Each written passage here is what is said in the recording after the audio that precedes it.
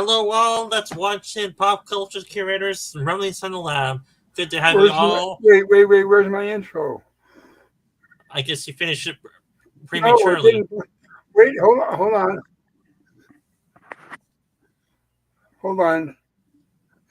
No, I would have noticed if 50 seconds passed without me knowing. You guys saw the whole 50 seconds? I think we saw about 20 seconds before it ended abruptly.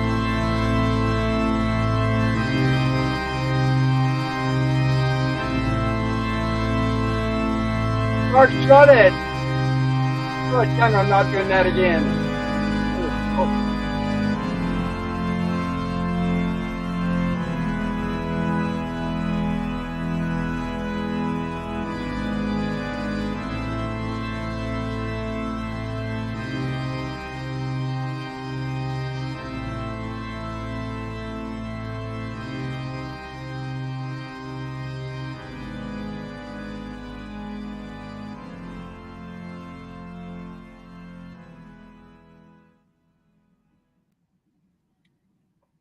There we are. That's better.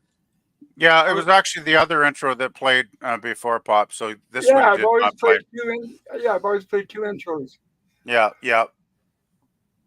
Anyway, they both played now, so that's good. Mm-hmm.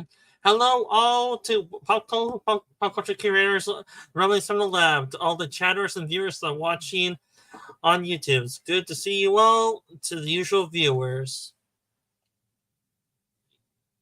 And turn Hello, over to everybody. our other co-host PvP if he wants to give Pop a little break. Well, Yeah, hold on.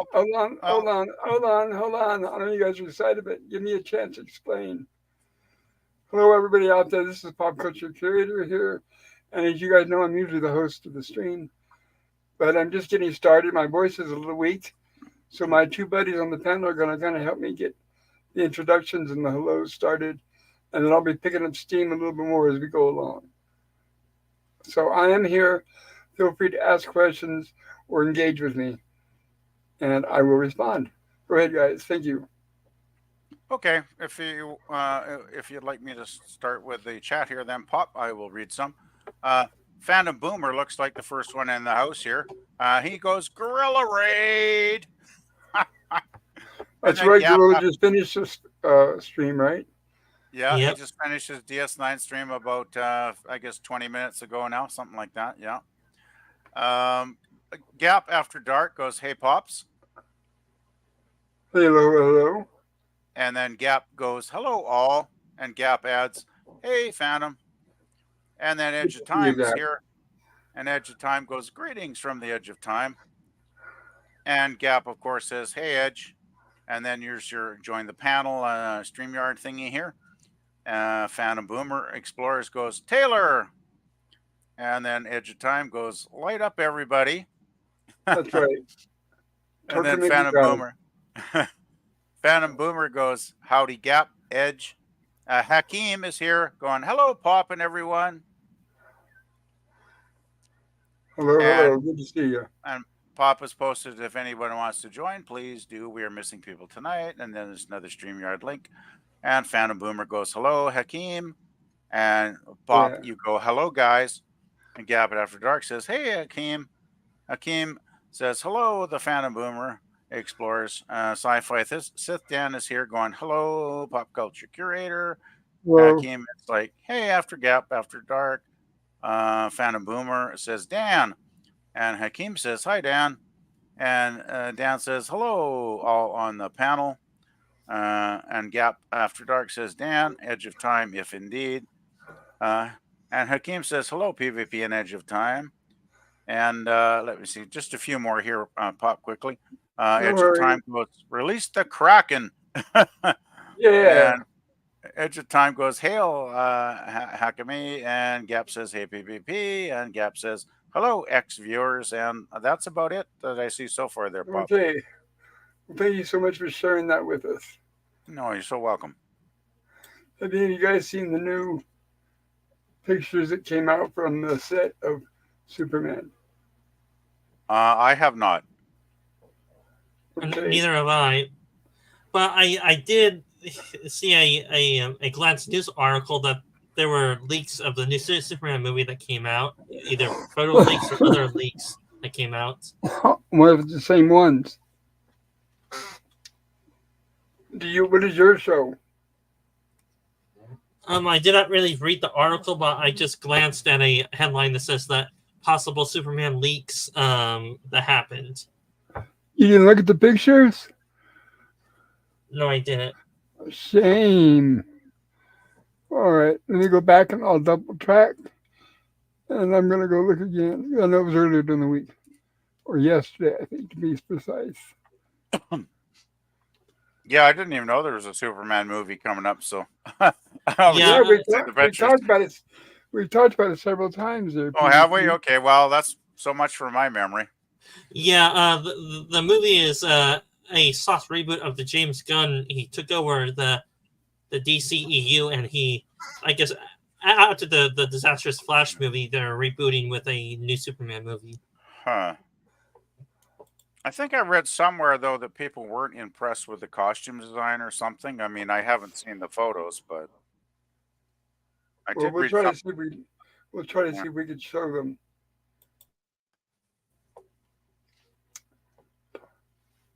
Oh, give me something to drink. I was in such a hurry to get things started today. Okay. I'm a little slow, guys. So PvP. So let me guess. Your Superman is the 1978 version, ain't it? Well, that's my favorite. Christopher Reeve is always going to be the best Superman as far as I'm concerned. Because he pretty much nailed the character, like, just hands down, got Superman to perfection. I grew up reading the Superman comics in the 60s, so that was my basis for Superman mythos. And I thought the Superman movie in the 70s with Christopher was just about on target. It kind of nailed the whole mythology of Krypton and Superman's legacy, backstory and all that stuff. So yeah, that's still my favorite Superman. Tell me, there's always a classic debate among fans or DCEU fans. Superman 1 or Superman 2 of that era, which is better? Well, they're two totally different kinds of movies. I prefer the first one because that takes us from, the planet Krypton before it explodes. We have Superman's, Kal-El's father, Jor-El, trying to convince the ruling elite to save the planet before it explodes. Of course, they don't listen to him. Anyway, there's a photo. I guess, would you like to talk about this photo, perhaps, there, Pop? I gotta say that costume looks dirt cheap. It does. It does. I guess it doesn't look expensive now that you mention it. Well, I think Christopher Reeve I think his costume was better in the 70s. Actually. Well, no, honestly, I don't know a lot about the behind the scenes info on this one, but it doesn't look like they told him to go and work out for the role. It looks like they told him, don't worry, you just do your thing. We'll add a few pads here and there, and we'll call it Superman. I don't know what you guys think. Or does that look muscular to you? I think that arm, like the left arm, the one closest to us, looks like extremely padded. Like, I'm not convinced that's an actual muscle. Because that's the thing. Christopher Reeve was like a skinny guy when he got the role, I believe, if I remember reading about it correctly, way back in the 70s. And he worked out like hell, like went to the gym every day for hours, pumped iron, built his physique up. And you can tell when Christopher has that Superman suit on in the movie. That's all Christopher. That's no padding, no special effects, no BS there. That's the actor. And he really worked hard to deserve to play Superman, just like he worked hard to get Superman's character, his ideology, his ethos, his morality. Like, I thought Christopher Reeve just nailed Superman, his whole character perfectly in that movie, which is still why it's my favorite film of Superman. Well, not only that, though, but Christopher Reeve worked out with David Prowse, the guy who played Darth Vader. He worked out with him to get built up. That's right. Yeah, that's right, Pop. Thanks for reminding me. Yeah, I remember reading about that now. Yeah, that's so cool. Remember, sorry, still clearing my throat, guys. That's But okay. remember, this is coming off the Batman. And that's the one where the director told the actor he didn't have to work out, and according to the GQ article. So he didn't. So all we got with that Batman movie was pads and stuntmen, and it Mm. sorely showed.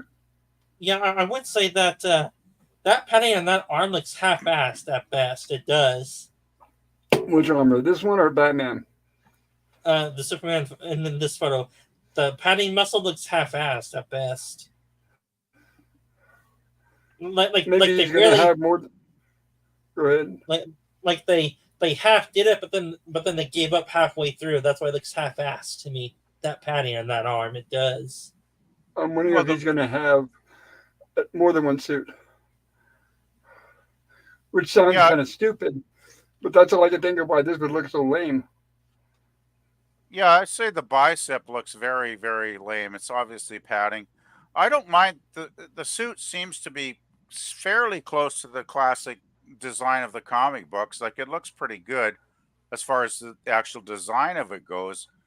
But geez, I wish I don't know why actors like when Christopher got the role, he was relatively unknown, I believe, at the time. So he put his heart and soul into, because he probably realized that could, make or break his career, right? So he put his Yeah, entire being into being not portraying Superman. He wanted to be Superman on the screen, which I think he was for many millions of us fans. And I don't get why actors today don't have the dedication to just go for a couple months and work out in the damn gymnasium and get in shape. Like it's like, damn it, people, what's wrong the, with you? the Well, well, PV, same reason why they well, don't learn their lines. They don't care. Yeah, well, I know. and PvP, and I think it's another reason is that since they know that computer technology and all that stuff is very advanced, they could just do all that in post, so they really don't have to work out at all. Yes, Oh, I think the fans can tell. I know when I see CGI, I don't know. It's almost like I got radar or something. I could just look at something on the screen and I go, yeah, that's CGI. and the guy It's behind him is apparently another superhero, supervillain. I'm not sure, but his name is Mister Terrific. Oh yeah, I do know that character in one of the Superman cartoon movies where I think it was the Injustice one. That's the one I know him from, where uh, And Superman turned evil. well, we're gonna get that again, huh? Why not? I remember the name, but that doesn't look like Mr. Terrific's suit. I mean, that looks like a guy that's going to be on a motorcycle. you Yeah, and I gotta know? say, in that cartoon movie, the Mister Fantastic character was a African American type of drawing character. I'm Mm. surprised. Jeez, they actually race swapped a black guy to a white guy. I'm shocked. Well, Wow. I hate to get sort of a little too ethnic, but what was his ethnicity originally? What was his I ethnicity? don't know. Like it's never I a don't know who he character is. I never cared about that character. I can't No, remember. Actually, Dan. no, Well, I don't want to care, and I don't want to see him. Honestly, I'm tired of seeing third tier terrors that none of us recognize because they don't have faith in making a good movie. Fuck that. I want to see Mr. Mistleplick or one of them on the big street, Brainiac, something like that. Screw this pathetic. This is all like made for TV garbage, is what it reminds me of. Something we're going to see on the CW.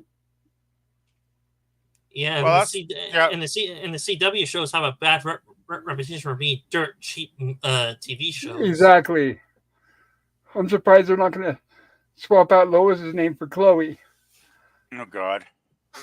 Yeah, that's why I like Christopher Reeve's movie so much, is because you had him up against Lex Luthor, in the first film, like the classic iconic Superman villain is Lex. Like every Superman fan knows that.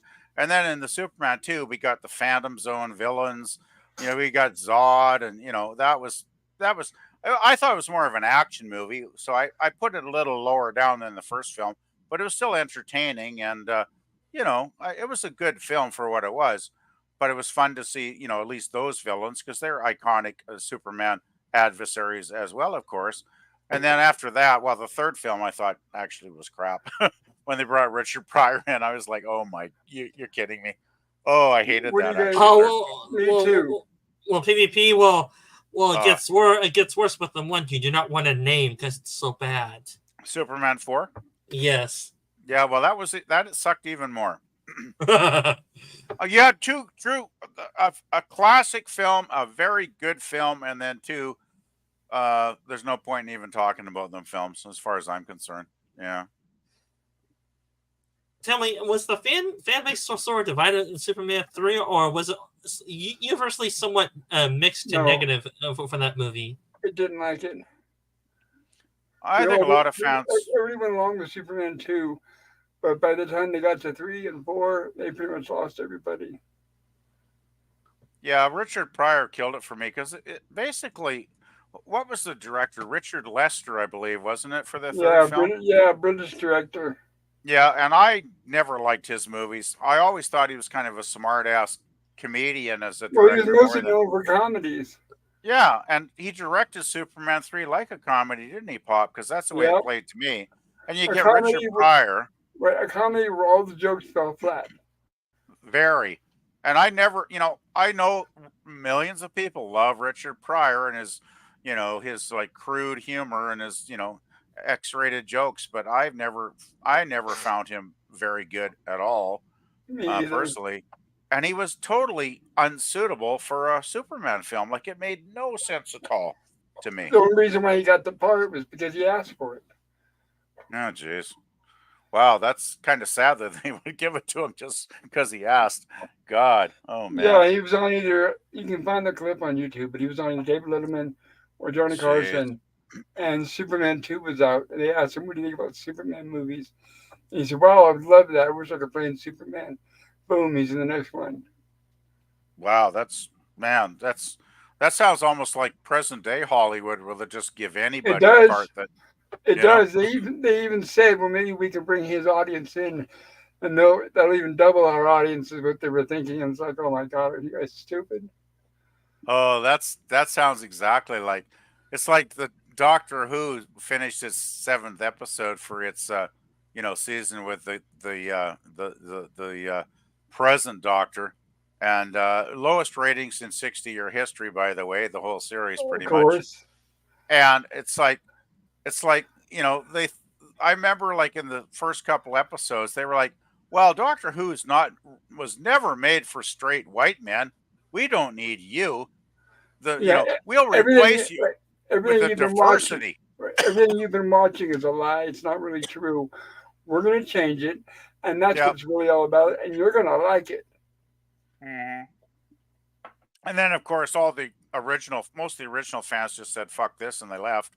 And they never did get the numbers back up, right? Because I remember that transvestite guy in the second episode, he's going, well, fuck the fans, for every, 2 fans, old school fans that leave, we'll get, 3, 4, 5 diversity fans. And of course, it never happened because, it was all bullshit. No, right? Exactly. And they knew it. Oh, they even, I think the showrunner even admitted how bad it was after the last episode. If what I hear, they renewed it. They renewed it for another season. Of course, why not? That hole they're burying it in is bottomless. Well, isn't Velma? Excuse me, I'm choking a bit. Didn't Velma get renewed for season 2? Aren't they in season 2 for that crap? No. Yeah, if what I hear, season 3 is canceled. Thank goodness. Well, I'm just the good news is even if they make Thelma season 2, it may never see the light of day. It's so mired in controversy. I doubt it's going to make it. Pop, they did make a season 2 of Velma. I think they already finished? Yeah, it's been out for about a year or so. I think we're talking about. I think you're confusing season 2 with season 3. We're talking about. No. I thought there was just one season, which Gorilla reviewed part of it on his stream, I didn't know that they'd already mass produced a second season. Did you know that, PPP? Yeah, I think they actually did do season 2 already, Pop. I'm not 100% sure because Well, I but don't I'm glad. pay much attention to that shit, but I think they actually did do a season 2. But I'm Very glad I sad. missed the whole affair. That's great news. I missed the whole thing. I was never tortured, and that makes me so happy. Well, Yeah. we'll tell you both this. Don't watch it. It's a bad TV show Oh no, to say at best it's a bad TV show. At worst, it's just a god awful piece of dog shit. no, I won't. Nope, no need Yeah, to. well, There's so much other stuff I'd rather watch is out there. I remember when Gorilla we watched, I think, first season, the first 2 episodes, I think it was, on Cringe Talk. And then after we got through the second episode, his server crashed. So we gave up on watching it, and we were all actually Oh, really good. glad. We were really glad after an hour not to see any more of that crap. So that was kind of funny, actually, that day. So Gorilla Server put you out of your misery. Yeah, it did. It's like I'm not even going to show you this shit because it's so awful. So yeah, it was actually quite funny, Bob. It really was. But yeah, I'm surprised you guys watched that much of it. Well, yeah, I keep trying to tell Gorilla, we gotta watch better movies. Yeah, I'm actually kind of tired of Cringe Talk, to be honest, Pop. Like, I get what you're saying about, come on, guys, let's watch some movies that are, entertaining, right? And bad. It is possible your movies are bad and still entertaining. Well, that's why I picked my Russ Meyer film, because it is, bad in a weird way because it's so freakishly weird. But I find it very entertaining. And I know Gorilla and Germ actually did too, because they complained so much, that I knew that it made it, let's put it this way, maybe they didn't enjoy it, but it made an impression on them for life. Like, Gorilla still jokes about it. So I think he did like some of it, because there's lots of naked ladies in it. So, Yeah, so he talks about it every now and then. So kind of like a slight case of brain damage. Yeah, it's kind of like that. Yeah, yeah, yeah. But I just wish, I try to think of what's a good movie that's fun, but still kind of cringy, and I'm still trying There's to a come lot up of them with out something. there. You should probably make some suggestions one of these days to I already Gorilla Pop. did. I already did. Okay. I don't tend to repeat myself. I suggest something once. If it doesn't go, then that's it. I'm done. Okay. I don't want to be argumentative with people. If they don't want to see it, they don't want to see it. Hello, Daniel's Hot Topics, aka James Gunn's Super. I can't see the rest, but I'm guessing it's probably Spider. Is that right? Yeah, I think it's meh from what I see. Gotcha. Well, good to see you, Daniel. What are you up to? Nothing, just hanging out. So, what do you think about Superman so far, Daniel? What we've been talking about? I'm just so disappointed. I wanted to see Man of Steel 2 with Henry Cavill. Okay. They were building that up. It was going to have Brainiac in it. But and it was all good. There was rumors that what's her name? Gal Gadot as Wonder Woman was going to show up and fight Brainiac with Superman.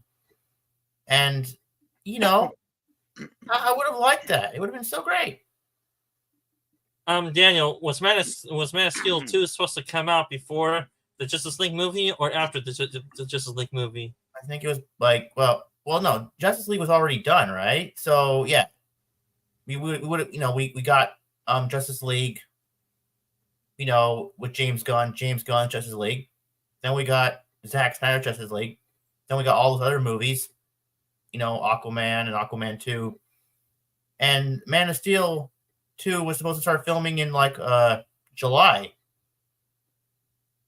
last July. Mm. Well, I think the majority of the fans that actually are fans of that franchise, they rushed it too damn much. I mean, they were competing with Marvel, and they just rushed the team up so damn fast. I mean, they should. I mean, I hate to compare Marvel to DC, but if they want a somewhat formula to make their own universe, they should have somewhat copied the Marvel template, like do at least 5 origin movies for 5 characters. Then once you have the origin movies set up correctly and you have those characters in somewhat independent movies, then you can start to do a superhero team up against a major villain. Now, when you say But 5, uh, character movies or whatever, you're talking about one each, right? Like uh, one for Wonder Woman, one for Green Batman, Lantern, yeah, right? Something like that, right? yeah, for at least 5 characters at least, like Right. Batman, Superman, Wonder Woman, maybe a few other major characters of the Justice League universe to have their own origin movies. I mean, they did have some origin movies of Green Lantern with Ryan Reynolds, but that one was mediocre at best. Yeah. Oh, I heard even That's the Ryan best review Reynolds. I've ever heard. Even Ryan Reynolds hates that film because he actually made a joke at the end of Deadpool 2 about how he killed himself when he was looking at the Green Lantern script before he filmed it, and he put a bullet in his own head. That was hilarious. If you've ever seen that, that was Yeah, I thought really that was funny. It was Okay, great. Yeah. I have a question for Daniel's Hot Topics. Yeah. What do you think about Nicholas Hoult as Lex Luthor? I don't like Nicholas Hoult as an actor. I think that was a bad choice. I'm that's one of the things I'm pissed off about. You know, not just that they rebooted it, but that they got Nicholas Hoult to be Lex Luthor. They could have chose somebody else, somebody better. All right, let me guess. This is going to read your mind. Are you wishing they would have gotten somebody more mature, a little older? Yeah, maybe a little bit older, but what I'm saying is not him. What about you other guys on the panel? What do you guys think about Nicholas Hoult being the new Lex Luthor? I have no idea who he is, so it doesn't. I have no opinion. PvP, did you saw Furiosa, the first Furiosa movie, Mad Max, whatever, with Charlize Theron, right? That was Fury Road, if I remember. Yes. Yeah, I saw it, but I don't remember much of it because I really actually hate it. Hold on. He was the guy that was kind of like Immortan Joe's right-hand man. He was the one that was basically he was tagging along with Max and Furiosa, and he kept spraying that silver stuff in his mouth and saying Valhalla, Valhalla, and he was trying to suck up to Immortan Joe. Sorry, the bad guy. I don't remember the name, Immortan Joe. But he was the one that was trying to follow along Immortan Joe's footsteps, where the ultimate sacrifice would have been death in his honor. And like I said, the main thing that you might remember, if anything, was he kept spraying the spray paint on his teeth. Was he one of those bald, skinny guys? Okay, yeah, I guess I kind of vaguely remember him. He was also in the recent X movie as Cyclops. I thought he was Beast. He was Beast. He wasn't Cyclops. Oh yeah, well, one of those. So thank you for correcting me. I always get those confused. I thought Fury Road was one of the most boring, pointless, unnecessary films that ever got made. I mean,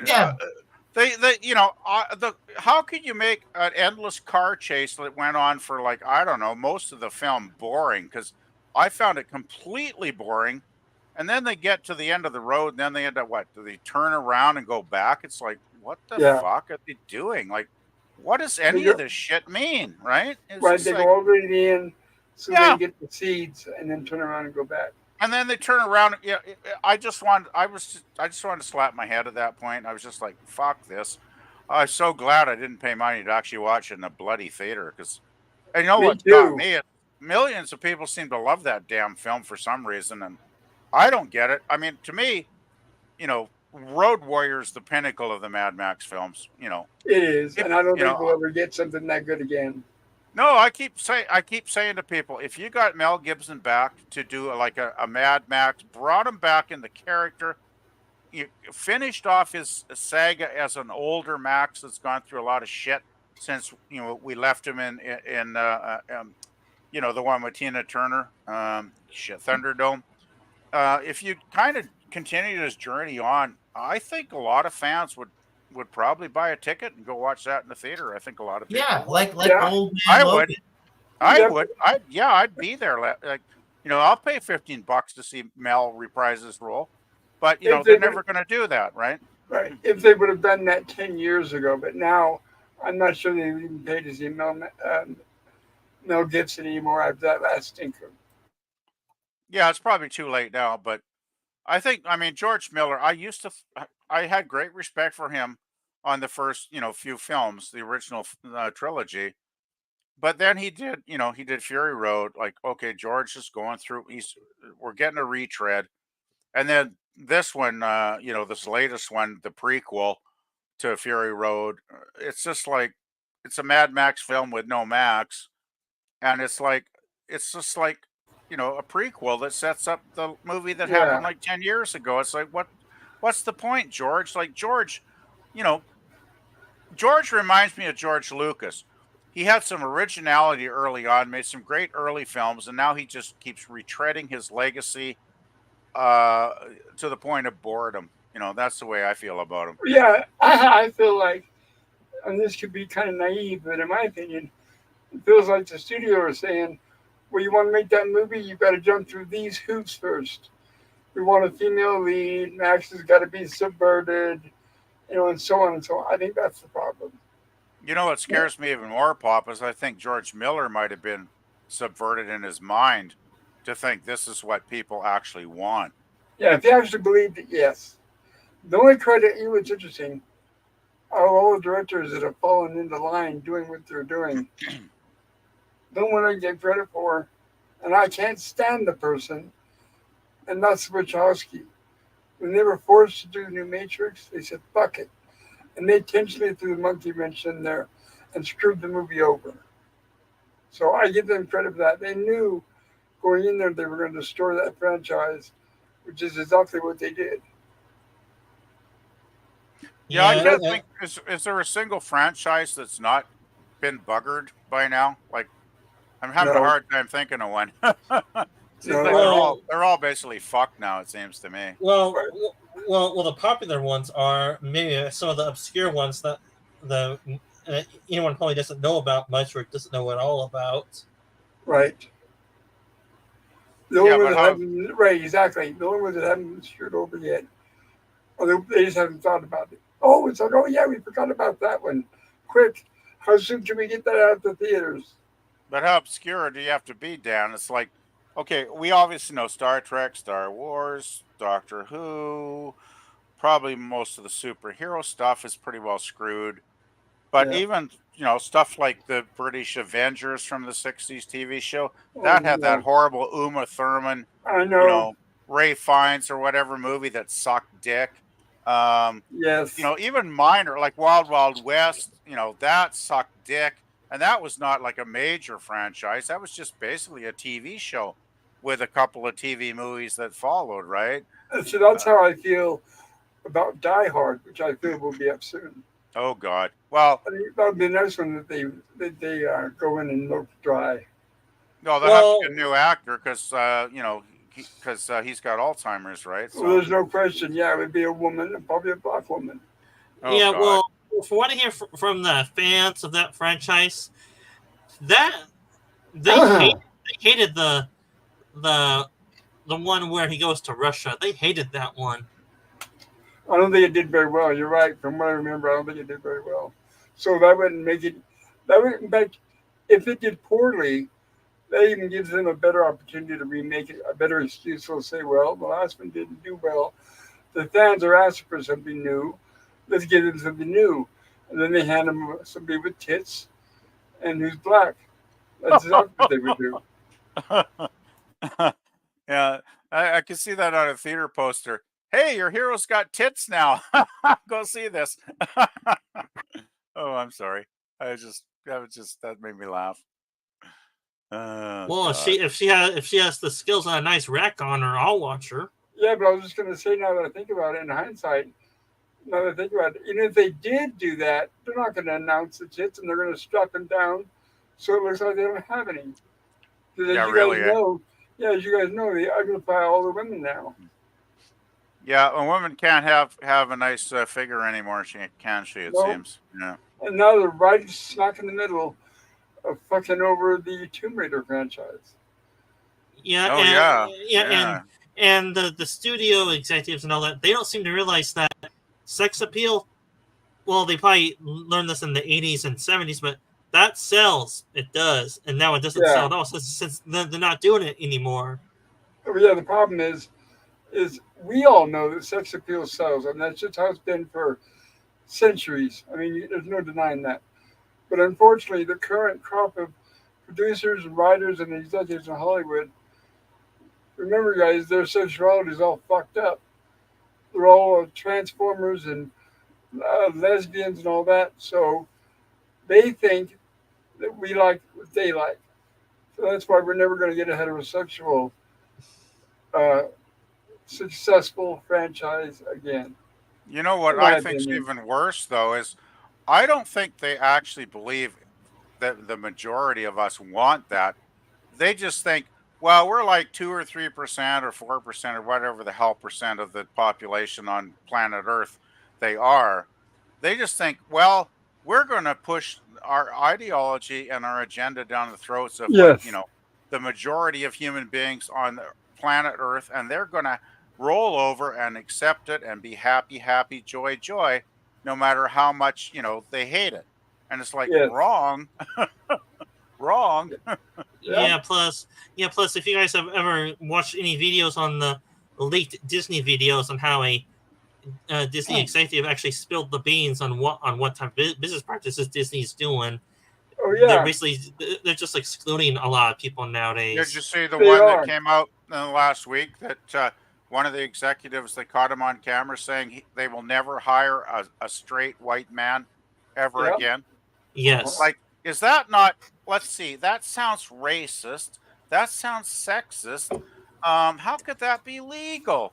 Because if Yep, they said we'll never hire a gay black man, don't you think the shit would hit the fan and they'd be in the courts like immediately, within a week? yes. Yeah. immediately, yes, and yeah, go over the news.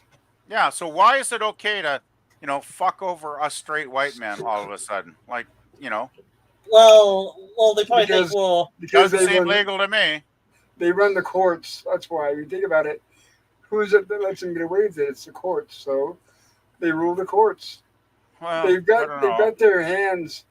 They've got their hands in control of everything, literally, where they can get away with Uh, anything. don't forget, I'm up in Canada though, so I don't try and generalize about the courts, even though I understand what you're Well, saying there, Bob. I could be wrong, but Britain, BBC, Canada, their TV, their way of thinking seems to be aligned very similar with America right now. It seems like all these countries are aligning almost exactly the same, almost like you think they're all run by the same group of people. Well, and one thing about you're a good point though, bringing up the BBC over in the UK there, Pop, because the BBC is publicly funded, because in the Mandatorily, yeah, mandatory, you right? have to buy a TV license and pay for it every year to watch TV in the United Uh huh. Kingdom, which I think is bullshit. It By the is. way, thank God we don't have that over here in Canada. But basically, whether you like it or not, if you want to watch like one game show a week, you got to pay the fucking yearly license, which is bullshit. And then the BBC gets your money, and then they go and they produce, stuff like Doctor Who Something you and don't want. Well, they take your something money. apparently nobody wants. Basically, yeah, Well, exactly. they basically do is they take the money and they wave it in your face and say, "Ha ha ha! This is ours now. We're gonna make whatever we want. Fuck you and what you want." Yeah. I think if I was living in the UK, I would just say fuck it. I would throw my TV out the window. I would say fuck you. You're never getting another penny. Penny. I have no TV, so I don't need a license. So government, go fuck yourself. BBC, follow them. Down the rabbit hole and go fuck yourself as You'd well. hope. You'd That's hope what I people would would do. wake up. But the Yeah, trouble well, is, so many people are addicted to their TVs, aren't they, Pop? It's just like they can't live that's it. without it. You know. And as you know, I'm sure you're aware, there's a lot of speculation that that whole BBC license thing is fake. That they can't really trace it down to your house, but they've got people living in such fear they don't want to take the chance, so they're paying for it anyway. I've actually heard though they do have trucks that drive around and they I actually know. can detect if you do have, I don't know if it's real, but it's been going on for like decades and decades. So, Yeah, I've seen the old you know, black and white commercials where it shows a yeah, van with a hokey looking antenna sticking out the that's top. what I've always heard since I was a kid, right? So it's like, thank God we don't have that shit over here in North America at least. But Right. yeah, I don't know. It's fucked up. But is there a difference? I mean, what's the difference? They're getting the same shit we are. We're getting the same shit they are. Well, I think a lot of it is just the people in charge have this social agenda, it Yeah. seems to me, sadly. Yeah. Oh well. So I guess we start up the conversation with Superman and politics. Well, if you want to have one little bit of superhero that I think I find promising, I hesitate to mention it because I know you might not be convinced, Pop, but I actually saw some of the Deadpool trailers that dropped with what's his name, the X-Men guy, Wolverine, and they Okay. actually look really good. I mean, there was like a 4-minute one I think I watched yesterday, and it looks really good. Like zero wokeness, lots of swearing, lots of f words, f bombs, and Hugh Jackman looks fantastic in his uniform, like in his suit, like real muscular, great special effects.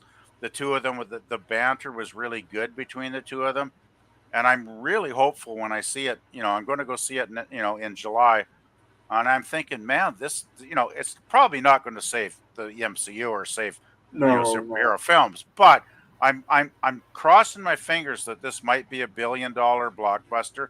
I think it might be the only one that has a hope in hell of making that kind of money this summer, because apparently the advanced ticket sales have been really brisk. So I'm keeping my fingers crossed, but the trailers look absolutely excellent. I got to say, like, Well, you can I keep mean, hoping. yeah, yeah. I'm hoping like, they looked really good in their costumes and everything looked good. The story looked good. Lots of blood, you know, lots of Deadpool pulling his swords out and hacking people to pieces, and it looked really good. Like I gotta say, and they actually even made. I think they made an Iger joke at some point. Oh yeah, it was about snorting cocaine remember the blind lady from the first couple of films. And Yeah. they're and Deadpool's uh she's like, the blind lady's going, hey, you want to get high? And he's like, no, no, you can't say that. They got a list of all these words you can't say now. And she's going, Yeah, you but mean really, like it's you mean like blow, and you mean like this and that, and she lists like half a dozen code words for cocaine, and he's like, no, no, no, no, no. It's hilarious. I was thinking, holy shit, I can't believe Disney let him get away with this, but I think Ryan's got a lot of pull there because he's had some big movies before, and I got my fingers crossed, so hard on this one. I'm just, oh man, I hope this is as good as well, it all you looks. can do is hope, and you just keep hoping. Yeah, Yeah, definitely. and that's sort of the thing that if actors that produce their own movies make big profit and all that, then the studios will probably let them do what they want to a certain extent, but they also try to restrain the actor that made big movies make big money. Well, I think the first two Deadpools made enough money, and Ryan's a big enough star. They basically just backed off, and they said, "Okay, Ryan, just he had creative control, I believe, to quite an extent. So I think it looks in the trailers like he did flex his muscle creatively and say, "Okay, Disney, fuck off. It's R-rated, by the way. It is maintained R-rated status, so that's another good sign. I think Disney just backed off and said, "We're so fucked up, we're just let this crazy guy, go and do what he does." And I think they just cut him loose at this point. And I don't think anybody at Disney really gives a fuck. Maybe they'll give a fuck if it makes $1 billion, but other than that, I don't think they're really paying much attention in a way. Strangely, Well, keep in mind, And no matter what happens, regardless of what happens, they've got to wrap up the Wolverine storyline because this is his last movie, so he won't be coming back. PvP, I just hope the trailers did not spoil the whole movie for us no, no, no, if no. we That watch it. that was the good thing about the trailers. Even the longest one, I think, was around 4 minutes because there's a couple of short ones, of course. And there was no spoilers. Like a lot of people are anticipating there'll be cameos, you know, and they did show some of the cast from the early movies, like, you know, our taxi driver guy and his girlfriend, and, you know, some of the people. And he's talking about, you know, talking about them. And there's a sort of a subplot of loss, like Wolverine basically fucked up his world and, you know, failed. And Deadpool's kind of afraid something is going to happen in his world. So I think there might be like a alternate dimension thing happening here, which I know probably sounds tired, but it sounds like, you know, they might make it pay off in the sense of high stakes, you know, for their worlds and for the people they love. So I'm kind of fingers crossed on that one too, that they'll actually make it make sense. Uh, but yeah, they brought, apparently it seems like they brought back some of the cast. So, you know, I'm just, you know, I'm really looking forward to it. I hope it's good, because I haven't seen a really good movie in the theater in a long, long time. So It it's like, seems like the most of the major franchises now are like you get 10 misses and one good hit. It seems like nowadays for those well, franchises. Absolutely They- right. I think they're due for a hit then, because, you know, that it's pretty much sucked wind for a couple of years now. So yeah, I hope, because I can't think of another movie that I'm looking forward to this summer. Like, I remember movies when I was young, you'd get like 10 blockbusters every summer coming out, like bang, bang, bang. You know, month after month, there'd be these huge movies. And now it's like, wow, that's really rare now. Yes, I agree with that.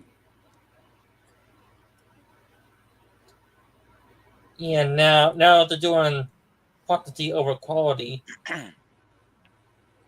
and they put out a lot of quantity and not quality movies now. That's why they all suck. They're doing quantity instead of quality.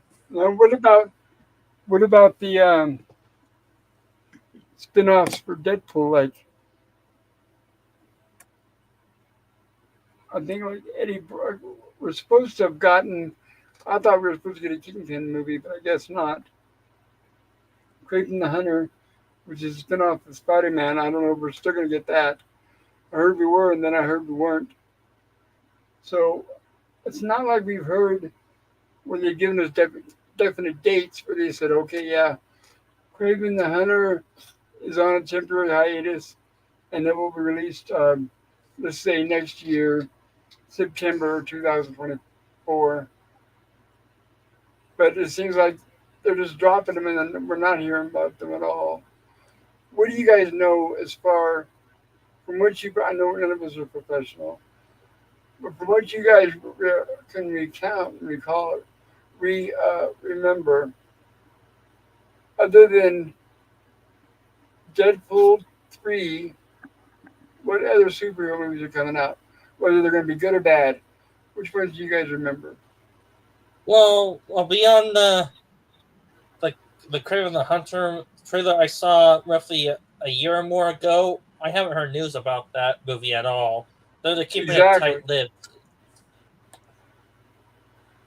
I'm not Um, I'm not and aware of any Well, there's superhero Venom. movies, other superhero movies coming out this summer, actually. Well, there's Well- Venom 3 coming out. It's Yeah, gonna come out in Venom. October. Oh, that's right. Yeah, Venom 3. What happened to that one? they released a trailer And the roughly a train. month ago, and the trailer looks good. I mean, but then again, if you weren't a fan of the first two movies, you may not like the third Venom movie, though. Do you know if there was a date attached to the trailer? And it's like October something. I don't know. I gotta see it again. Okay. So October like- is not exactly. Sounds like You your don't- brain wasn't really paying attention. I don't think you release blockbuster films that are expected to be huge in October either, actually. So Well, That you are if sounds a you're bit hoping to iffy. get the. Yeah, it sounds a little too early for the Christmas crowd. yeah, I it's think like, they wait for November, maybe mid-December. well, I think Well- if you want a blockbuster, you release it by middle of September at the latest, maybe. And then you get the Christmas movies. You're going to start those out maybe late October into November. That's when, you know, seems like to me like, you know, if you're releasing it in like October, that's kind of like a dead zone kind of time. I don't know. Yeah, I agree. Well, I looked it up. The movie's coming up around the Halloween time period. I guess. So you're right. Yeah, so I guess they're They're trying to release the movie as a Halloween movie, probably a Huh. special movie around that time frame. Now that's which one? Which The one? Venom 3 movie, the Venom 3. Got it. And that one's been delayed a few times, not just once. Interesting.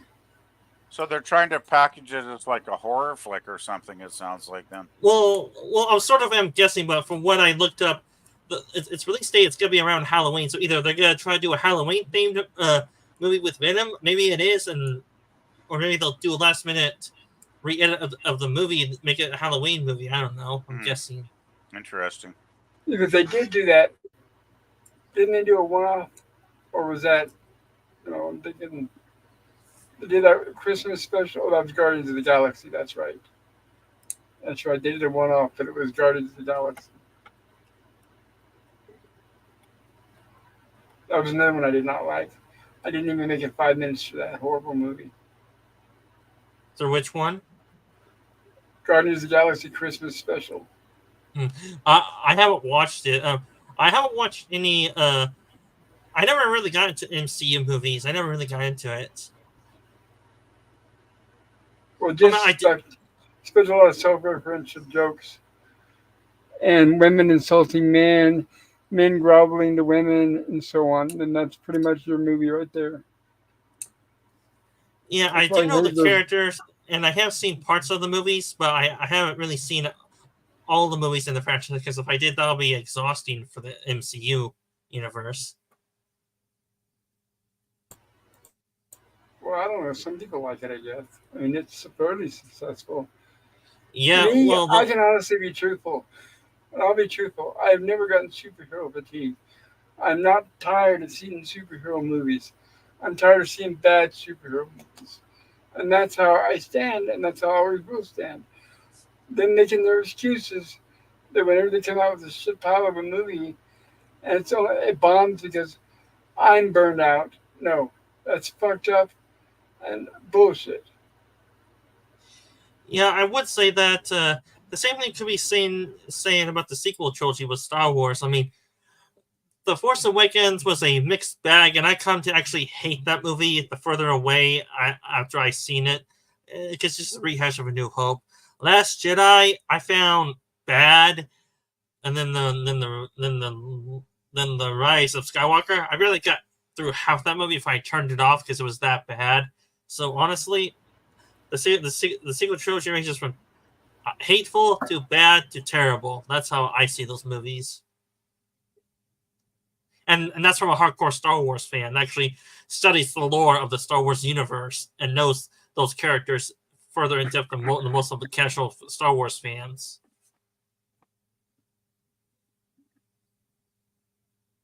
I have a question. We talk about all these franchises that have been going for, many decades now, basically.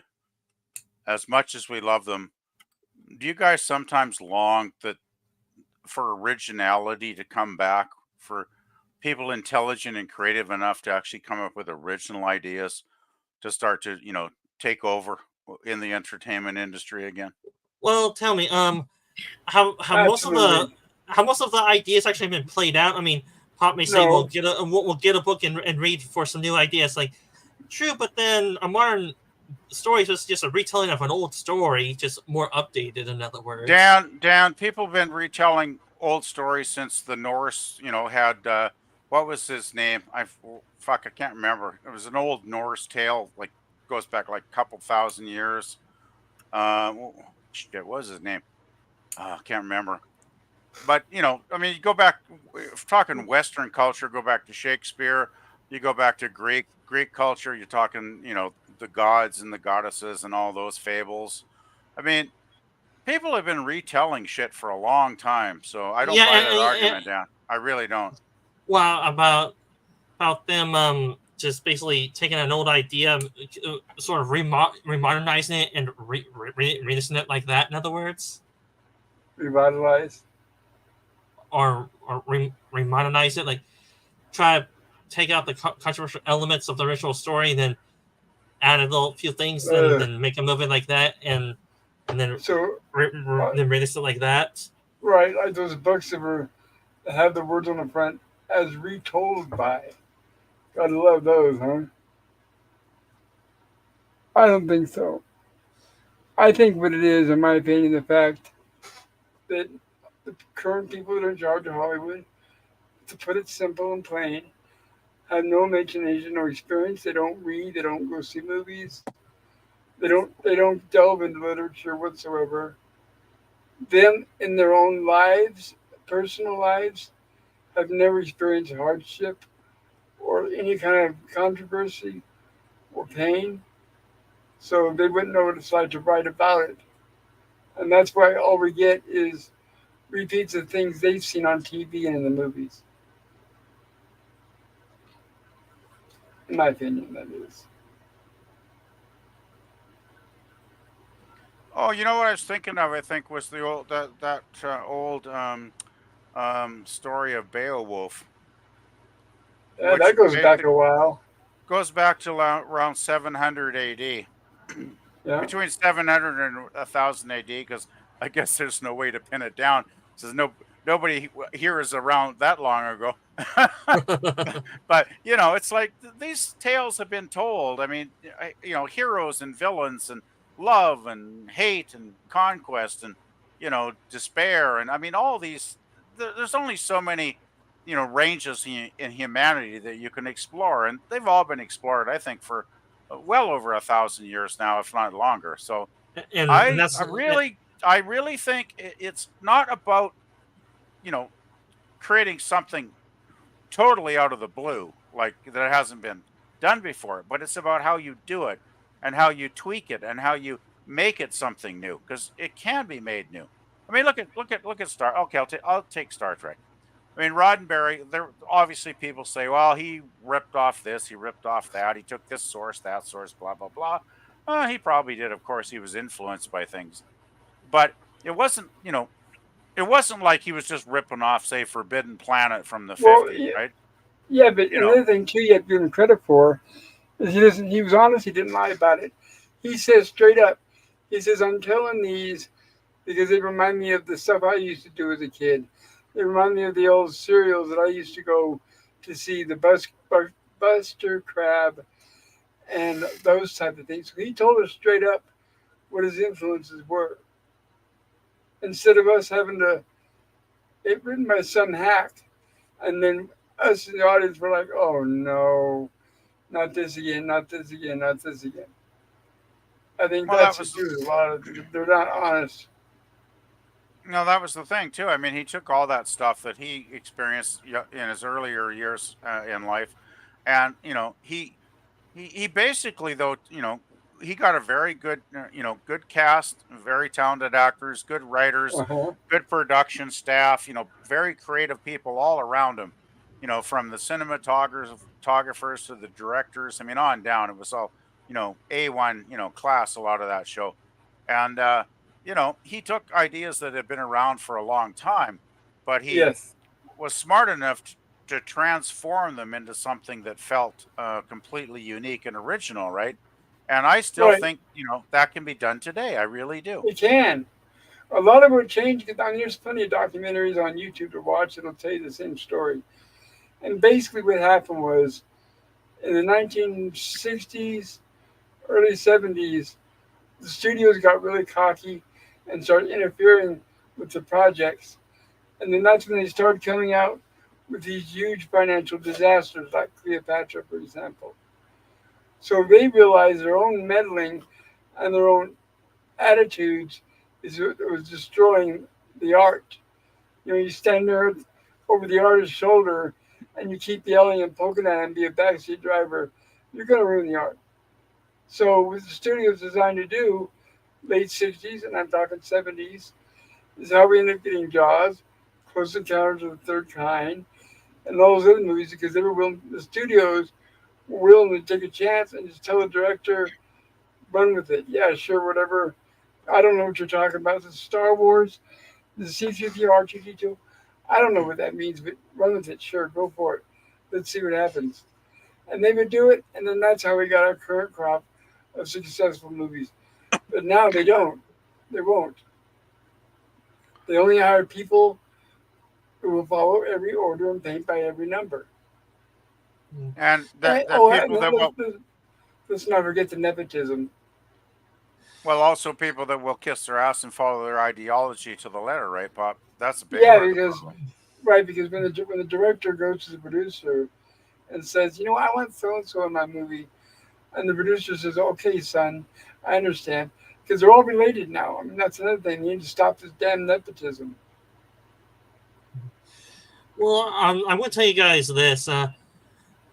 The stuff I grew up with, true, they were sequels and a few a few good movies or some good movies, but you guys may think, well, I say Hollywood in general is just played out. The stories are all played out, and the only thing left is sort of um So you're saying that uh, you don't think there's any original stories left for the human mind? well, not unless you put a modern spin on it or a modern twist to it to try and make it interesting, So or you're saying it's not possible to hire directors who can write new material and that are better material that are more experienced? well, not well, yes, I would say that. But then Well, again, I have to say I disagree with you. No offense, but I do disagree with you. Well, I'd like to bring up a favorite movie of mine as an example here, to enter the debate here. The Arthurian legends of old England, King Arthur and the Round Table, have been going for many, many centuries, right? I Right. mean, people have written books. People have, you know, probably. I think there was probably TV series back maybe years ago. Uh, but to my mind, the one for me that was definitive back in the '80s was John Boorman's Excalibur, which I one of my favorite films. I think it's a fabulous movie. Well, and it Really came good. along for your age. It came along right at the right time to Yeah, catch your attention. yeah. I think I was around early 20s maybe or something when it came out. Pop. So Right. I was captivated because I actually loved that movie so much. I think I paid money to go to the theater. The 2 weeks it was at my local theater, I think I saw it 4 times on the Uh big huh. screen because I just thought it was such a beautiful, well-made film. And I mean, those are ancient British legends, the Arthurian legends, but John Borman interpreted them in a way that felt fresh, that felt new. There was humor. There was action. I mean, Arthur was great. I mean, the whole cast was great. I mean, Merlin, Okay. uh, I have to you know, ask you. I have to ask you. I've seen Excalibur a few times. Back in the day, it used to run on HBO over and over. They used to have it like on a loop almost. okay. And now, let me ask you this: is when it came to action or special effects, what did Merlin ever do? I never figured it out. He always seemed very boring to me. Oh, you didn't like Merlin? Let's see. No, I like I Merlin. saw a talking head, but no magic. I think maybe I saw a flashlight every now and then. But that's the same thing. I didn't like Gandalf or whatever his name in the Lord of the Rings. It was nothing but a wise, supposedly a wise old wizard with all his power, who does nothing but talk, talk, talk, talk, talk, talk, exposition, exposition, exposition. Okay. Well, And I never figured it out. All I saw was a flashlight on a stick. yeah. Well, I guess I love Nicole Williamson's portrayal of Merlin. I thought he had a lot of tongue-in-cheek humor to the character because Merlin could be pretty somber, traditionally, right? And he did pull some great magic. I mean, he would disappear and vanish at the wave of a hand. There was that one scene, I think, before the big battle with King Arthur and his nemesis, his son, um, where Merlin went into their encampment and created a huge fog uh, that really threw them off their game right before the battle. I mean, Okay. Merlin definitely was a player in the film, Pop. He definitely was. Okay. so tell me, PvP. So the director and the creators of that series or movie, they put their own spin on it, correct? I think it was a good interpretation of the Arthurian legend. Yes. So in other words, he just proved my point by saying that the only way to make either reinterpret or fresh stuff is to reinterpret it, put a somewhat good spin on it that actually makes sense and actually is good, or take inspiration from old stuff that inspires new creators to make their own stuff.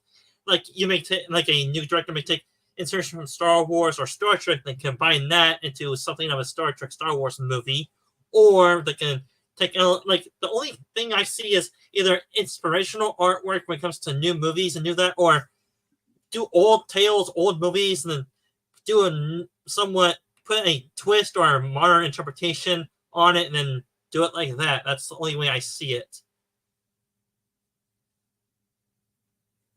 I'm not sure what your question is, Dan. No, well, I'm sorry. Answer like where the future may head. You Like, went on quite a while there, so I'm not sure what your question or what your point was. You lost me. that seems like that the only way to do new things or new things is to either use directors to do inspiration from things that have been done before, like do a Star Trek Star Wars crossover movie, like mix elements of both universes, and create their own movie that way, or they go into the lore, the book series of something that's been done before, maybe an older movie that has a certain reference. They can take elements of that, put some interesting twists on them that make sense. They're good twists. Then make a movie like that. That's how I see what movies will be in the future, at least currently, unless there's a modern shakeup in the entertainment industry to actually do a major shift to make new stuff. Well, I mean, I get what you're saying there, but I don't think it's necessarily that any creative person has to stick within those boundaries. Um, let's face it, there's only so many stories that the human race has told over this thousands of years since we were in the caves sitting around a fire hiding from the wild animals that wanted to devour us. We've been telling stories to each other, even when we were living in the caves. We would make that cave art, where we were, hunting bison or whatever. Um, so the human experience does rely a lot on repetition, because let's face it, nobody gets born and they by the time they're sentient enough in their teenage years to go out and forge their way in the world, they go, oh, I'm going to do something totally original that no other human being on planet Earth has ever done before. It's like, well, no, that really doesn't work that way, because even if you go off and live in the woods as a hermit or turn into a psychopathic serial killer, that's all been done before too. So there's no such thing really as originality at this point. I'm thinking, Yeah, unless and that's somebody can provide me an example. But that said, I'm saying, you can work within the boundaries of our literature, our history, our humanity, of what good and evil is, what love and hate represent. You can work within the boundaries of those things to come up with twists and turns, and maybe you're going to be putting things together, you know, taking various elements out of other stories that you've heard, which I think most creators have done through history. You know, even Shakespeare probably did that to, some extent, because often he's considered the originator of Western, culture. But, even he pulled, I'm sure, elements out of old legends that he'd heard. Um, so I don't think, necessarily, can ever reach anything 100% original, but I think you can take elements from other stories and, forge them, present them, craft them, put them together in a Mhm. way that does give them enough originality to feel like something that is, different than what has come Refreshing. previously. Yeah, Yeah, and I agree with you, PvP, on that one, right? You can make yeah, something and Thank you, Bob. refreshing. yeah, Thank and you, Bob. that's sort of my point I was trying to say with all this. Like you can put a somewhat modern, good twist on a classic tale, and then try to take elements from different franchises or different elements of franchises or movies you want to do to create a movie that way. But then, like you said, PvP, it'll be not all the way original, but it'll be somewhat original, maybe half original, with a interesting twist on an old tale. In other words, Well, and that's and that, I'll use a film I just watched recently as an example, Pulp Fiction, the classic Tarantino film, which I think is a great film. Hello, Um, Scotty. oh, Hey, hi, Pop. Scotty. Thanks for having me, man. Hi, Scotty. No Didn't mean to problem. ignore you there, but we're right in the discussion Glad you here, stopped Scotty. by. Glad you Cheers. stopped by, Scotty. We're talking about is Hollywood stagnant or can it be repaired? Well, I overheard a little bit of what you guys were talking about Excalibur, and hey, Sci-Fi Sith Dan, hey, James Gunn's Superman, uh, and of course PvP. But like with Excalibur, you're absolutely correct. If you take something classic and you make it reverent or add a new twist, like there is something with Excalibur that is grittier and more real, even though it still incorporates that fantasy element. But then I don't know why, but my brain went to the Disney version of Robin Hood. Like that is Huh. a fairly faithful adaptation of the Robin Hood legend. Unfortunately, if you are a purist and you could get angry at it, it is anthropomorphic animals. So if you want to get angry, like look at the Kevin Costner, Robin Hood, Prince of Thieves.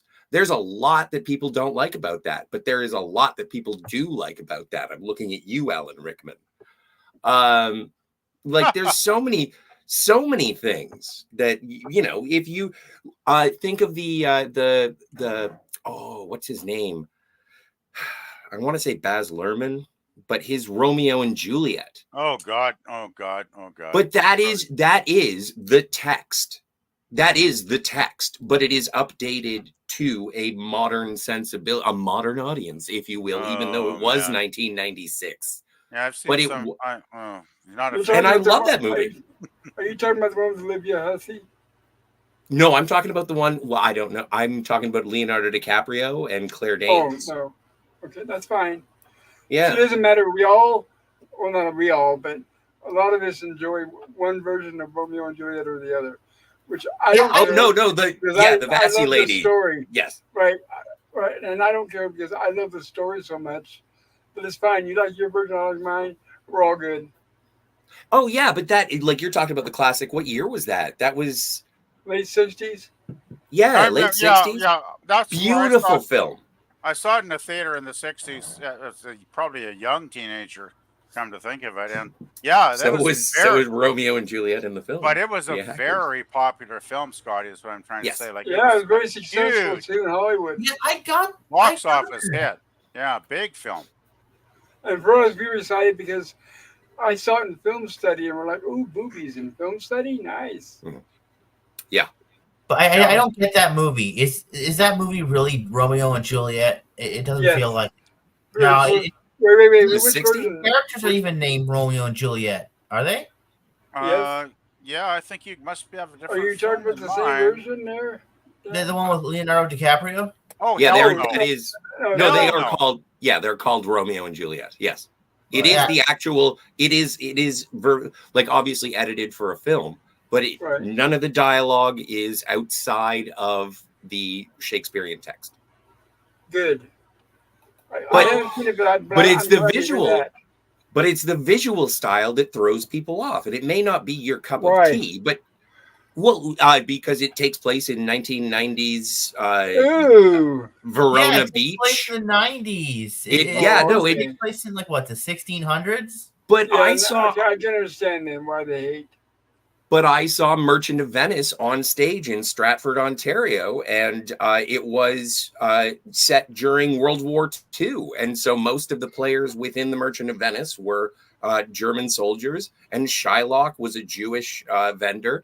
And it recontextualized the film. And to make it a gang war in 1990s Los Angeles was actually an interesting twist and made it very successful. In fact, some would argue that it is part of the reason why Leonardo DiCaprio is such a star. Look, just to finish off, you guys are actually reinforcing my point on what I just said a few minutes ago, and that's fine. I think the definitive Romeo and Juliet is the film from by Franco Zeffirelli. Zeffirelli, 1968. That's a masterpiece. That's the one I grew up with in the theater. Yeah, that's what I'm talking about. Yeah, it was a huge film, like huge. You can't imagine films even that big anymore. Would you agree that it's like that is your traditionalist Romeo and Juliet interpretation? If you were to go see the play, performed in a I'd traditional love way. to, actually. I'd love That to. is, but that is how it would be presented. That's how it is in the film, and as a purist, absolutely, the original 1960s one is, or sorry, the 1960s representation that we're talking about with Zeffirelli is what I would consider to be a purist. I think it's a very close to the original text kind of film. I mean, I Yeah. think it's very true. But I'm just looking up list of films based on Romeo and Juliet. If you ever want to look that up on Wikipedia, it's overwhelming. There's got to be what 300 adaptations, 400 adaptations, I'm not surprised. 500 adaptations. It's mind-boggling if you look at the list. It's just like scary, crazy. I wonder how many songs. I do have a question for all you guys up on the panel. I mean, do you think the age of the internet actually ruined originality? Because I say yes. Because if we don't have the internet or any of that, all these old movies would either be.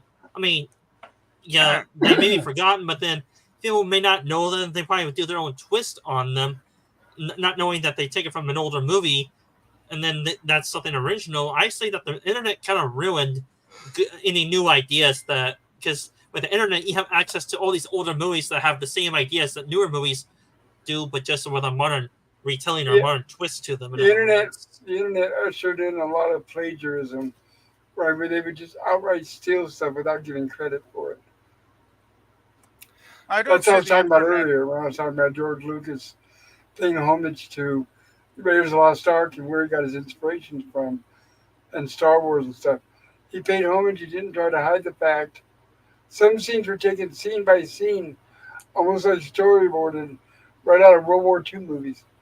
And he wasn't afraid to say that. And I like and I appreciate that, just like teachers do. The teachers love when you can reference your source subject as much as possible. The last thing they want to do is read a bunch of garbage that's been ripped off from other people. Or worse, now that we have the internet, like Sit-Dan said, just copy and paste it from Wikipedia. Well, it's like anything. When you read anything, there's a notation, there's a reference here and a reference there to another source. I mean, quite often, right? So, getting back to my old theme, that I'm saying there's very little that's actually completely original anymore. I mean, because our civilization's been around for thousands of years now in various forms, and the stories we share as human beings have been around for those thousands of years, right? So originality is hard to find. Right, but like we're talking about, like I mentioned earlier, it's because they're afraid to take chances and try anything that's new and original, because they're thinking, oh wow, we can get Die Hard, that's already an established name and brand. Kids will flock to see that, and they won't have to pay for advertisement. And I don't think the problem is originality. Hi, LDG. I think the problem is, though, it's not originality per se, Pop. It's trying to stick to a formula over and over again, right? That's the problem. It's trying to stick to a formula. These are the moments where I love where, like, I'm at least I'm good enough to get a hello.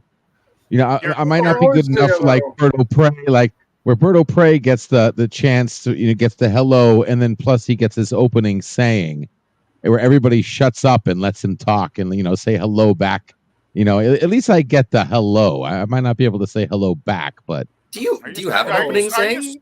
Are you saying you want a kapla, LDG? I do have at least a hello. I want to at least say hi. Like I came in here and it was like blah blah blah blah blah. What up, LDG? Blah blah blah blah blah blah blah blah. Yeah, I'm like, hi, dude. I had to wait for like 30 seconds. You got. I usually try to say hello to everybody. I'm saying at least I get the quick hello. At least I get that much. I mean, I make it a point of saying hello to everybody without. I'm trying to avoid interrupting whoever's currently talking on the panel. Makes sense. All right, and hello, LDG. Sorry for making you feel unwelcome. Yeah, what's up? No, I mean, it's all right. I'm used to it. Well, you're always welcome here. You're always welcome to talk as much as you want.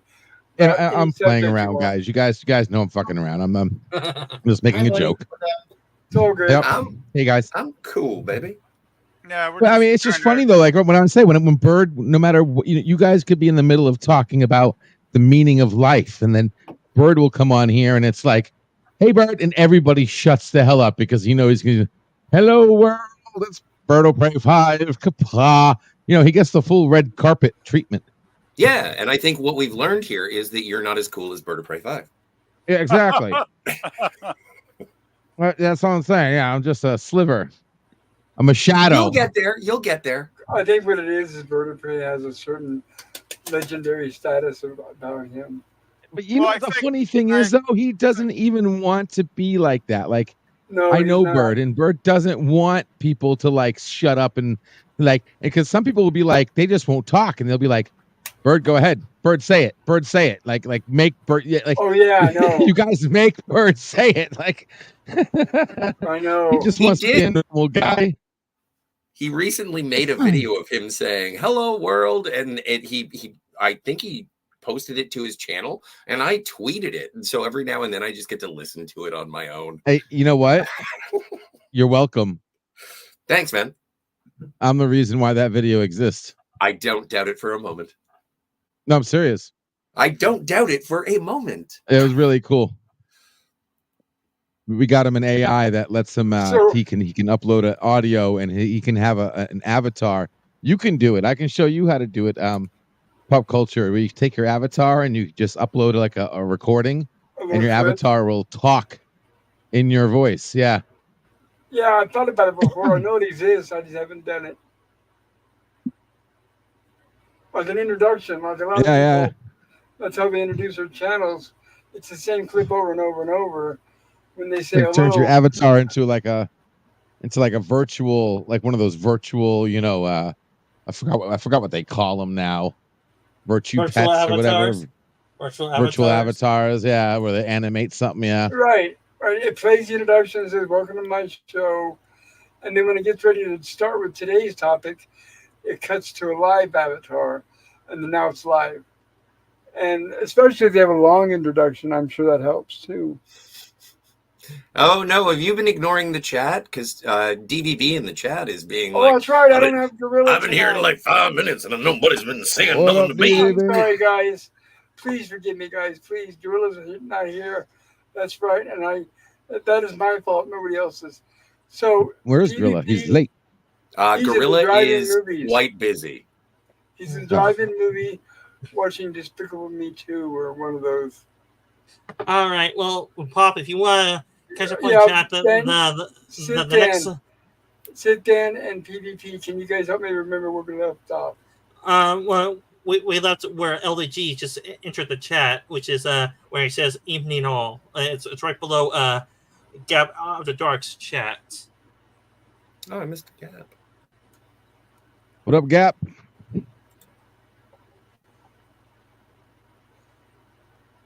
Always All love the rumbling. It has to be older than that because LDG just got here, unless he's been in the chat a long time. Yeah, that was a while ago. Well, no, it was not too long ago. Like 10 minutes before I Okay, came I up. see where LDG says Yeah, like Evening 9:10. all. Yeah. 10 after. Yeah. Evening all. Okay, here's the next one. Somebody want to read that? Just slam the door on the four fingers. Ow! That must have hurt. Yeah. I accidentally slammed the door on my 4 fingers at once, and one of them started bleeding. House door or car door? House door, front door. Ouch. Oh, that's not as bad as a The car front door. I door. think the car door is Better than a worse. car door. Yeah. Yeah. But it's still bleeding and still in pain, and yeah.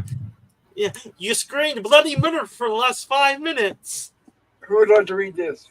I just did. Oh, thank you. I need to wake up. Herc 130 says, sup. Sup, Says fly sup. boy? Hey, Jim. And who would like to read Jim's comment? Hello, says Jim, and I return with a volley of hellos. Herc 130 Jim. says, Hey, Jim. Erk. I believe this is yours, LDG. Oh, I'm not behind my computer right now. I can't see anything. Anyone Oh, talking okay. Thanks for the about heads up. LDG free the net? No, we weren't ignoring him. Yes, That was my mistake.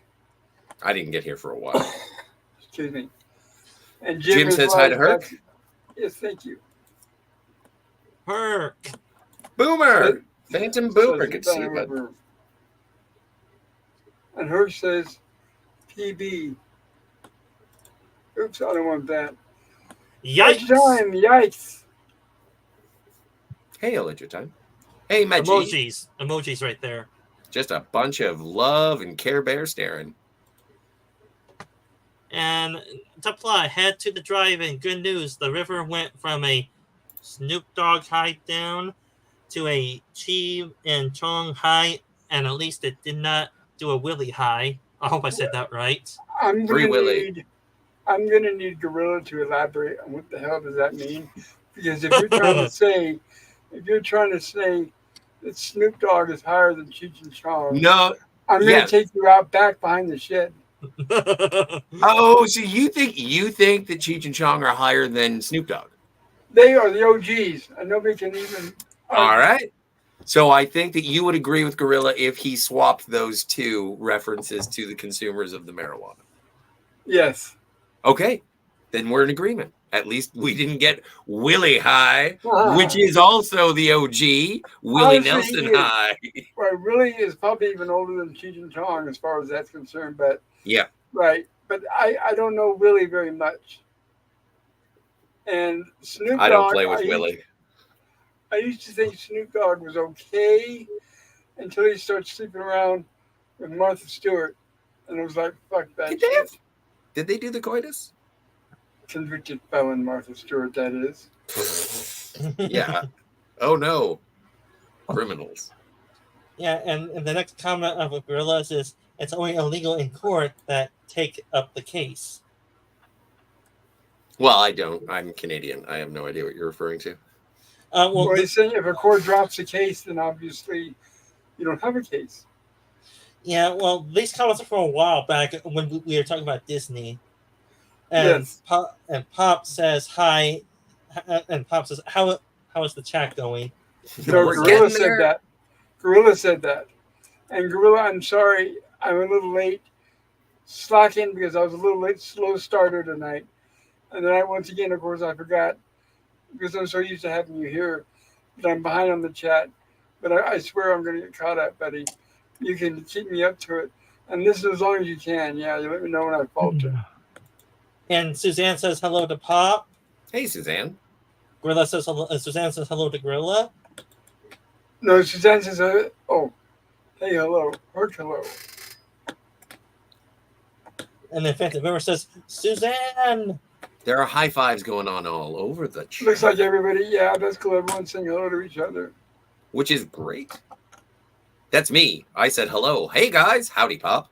And right about that, just Scotty, hello and howdy. Cheers. Hello, Ola Greg. Good to see you. Ola Greg. Ola Greg. You missed Gilligan's Island Wednesday. We had a giant spider. We were hoping you'd come along and enjoy it with us. And it was highly venomous, according to the professor.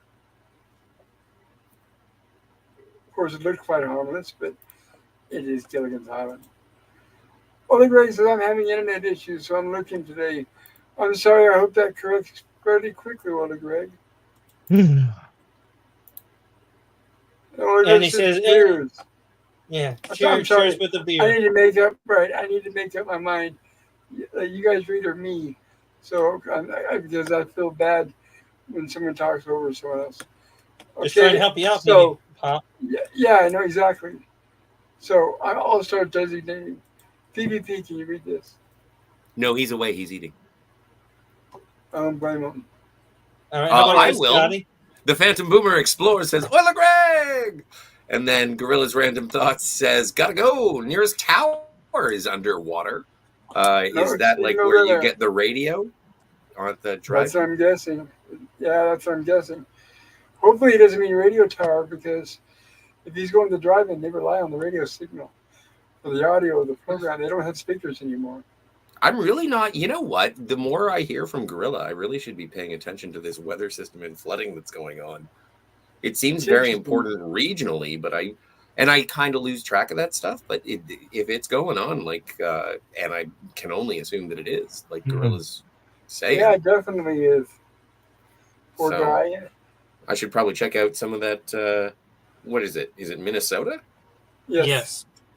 Minnesota weather reports find out about the flooding. I should investigate. They're on Are my you nearby? They're on No, my bucket list. When time dies, I hope I can go fishing there before I take the bucket. When something happens regionally, it affects things, on a larger scale. So Please continue, Pop. Okay, how about LDG? Would you like to? Are you near the computer? I'll read this one. Phantom Boomer says, "Scotty I R." can't tell. Thank you, Scotty. And DBB is. I'll read this one. Hello, DBB. Good to see you. And DBB says, "Hey, Pops. Hope you've been well, man. Hey, everybody. Yes, I have been getting gradually better. Thank you. And hello, Cody Guy. So good to see you, Cody Guy. Hey, Cody. Yeah. Over the last week or so, guys, I've been getting gradually better. My strength is getting a little higher, a little higher, a little higher. So that's sound why good. thank you. That's why I haven't really missed a stream in about a week or so. And I'm hoping to maintain that. They had me on a new, it's basically a new mixture of pain meds. So, and hopefully this is the one that'll work. And Cody Guy is smiling. Daniel's Hot Topics, would you like to read this? Let's see. LDG, at least you're not slumming it here in the chat. I haven't been acknowledged at all, and I've been here for about 5 minutes. I'm sorry, DDB, seriously, from the bottom of my heart, and very sincerely, I'm sorry. Okay, and Scotty, would you like to read this?